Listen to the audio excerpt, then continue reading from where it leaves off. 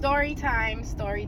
I shouldn't be driving and recording, but while it's on my spirit.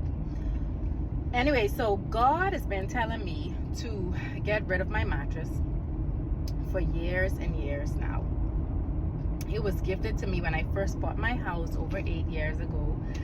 And he's telling me it's time to get rid of certain items that were given to me by certain people. And he also said to, like, it's now time to, like, break covenants, like, once and for all. And like covenants that were established through fornication, through sexual perversion, sexual immorality, masturbation,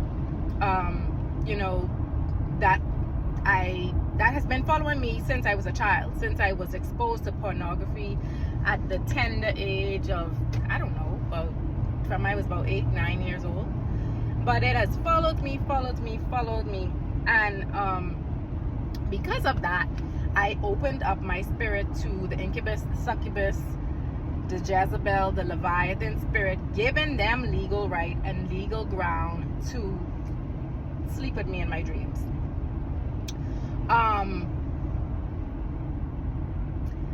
I used to sleep in my closet and pray and fast, and sometimes immediately after I was done and I would fall back to sleep, they would sleep with me, to the point where I was like, oh, this praying and fasting can be working. Until I reminded myself recently that, when you begin praying and fasting to break certain covenants, the enemy is now realizing that he's losing his grips on you. So all hell breaks loose. Now, a while after the praying and fasting, the incubus and succubus spirits would disappear. They would vanish for a while, but then they would return once I started entertaining people that I had no business entertaining. And because I still had this altar erected, i.e. my mattress, they would just come back. So the incubus and succubus spirits are very jealous.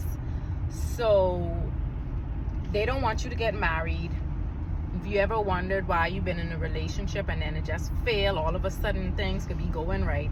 I remember sleeping on the side of someone, and in the spirit realm, I was having sex with him, but he was laying right next to me. And it was so weird. But that's just a monitoring spirit. That's a monitoring spirit and an incubus spirit at work. But they don't, it's almost like you're married to them in the spirit realm. It's like you have to go before God and denounce the marriage. You have to pull off the rings and the bangles and whatever because demonically they have you tied down. And this may sound far-fetched and like hocus pocus, but when you really start praying and fasting, God has revealed all kinds of things.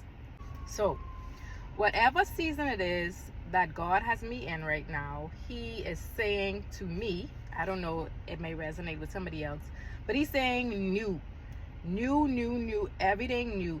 Just like you wouldn't allow anyone to sleep in your marital bed is how you should have, but that's already in the past. Now you have to be very mindful of who you allow into your space, like your sacred space, because you don't know what spirits are attached to people. And when you have sex with someone, you're not just having sex with them, but you're having sex with every spirit attached to them and every spirit attached to them, and it goes on and so forth. So he's saying to me, I wrote down a couple of bit of notes. He said, the minute I start to go forward, I take 2 steps back. Like, it could be in my finances, it could be in my health, it could be in my emotions. Like, every time because I haven't destroyed that altar, I haven't gotten rid of that altar, the mattress. I would have an altar in my prayer closet which was working great, And I like to brag so much. Oh, I take 2 baths a day. Taking a shower and getting clean just to go lay on a defiled altar dog. And also in doing this fast, which I've been getting motivation from other people, but God has told me that this journey is very unique to me and that I must be absolutely authentic and transparent.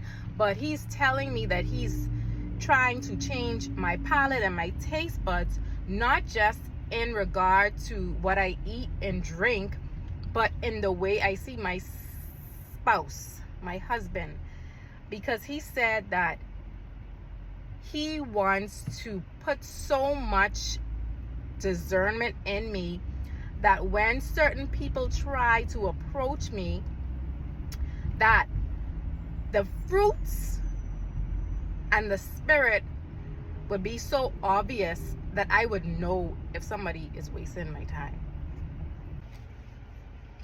He said it's time to stop mistaking attention for intention. Because not because somebody texts you, not because somebody calls, not because they show up, means that they're intentional about you for their future. He said, you're trying to stay in the community and I'm trying to take you out of the city.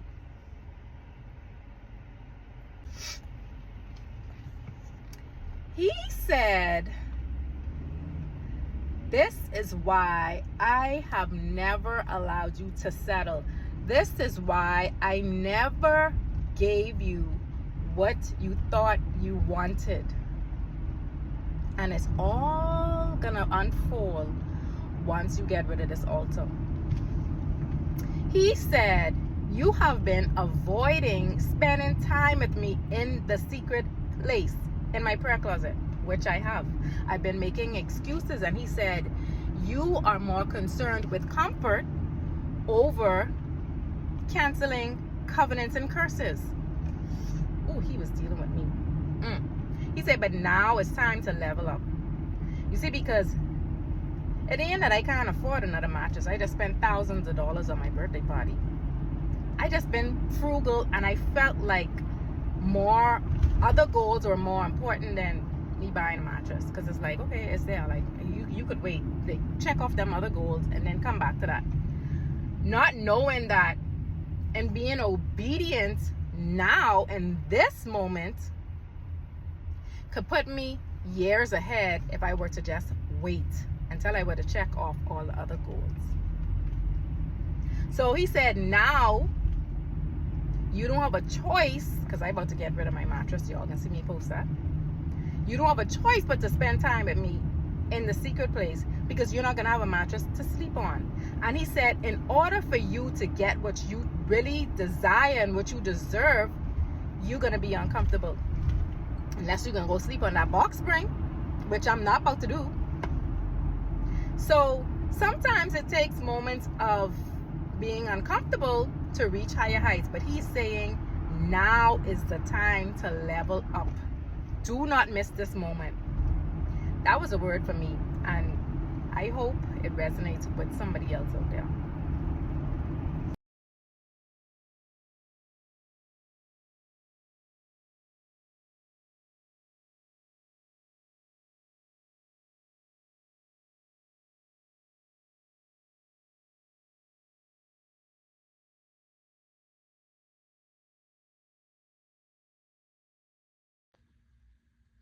Right along with the trash. I don't know why I was hanging on to this mattress so tight. I mean, it's comfortable, but my God. Whew, so happy to get rid of this.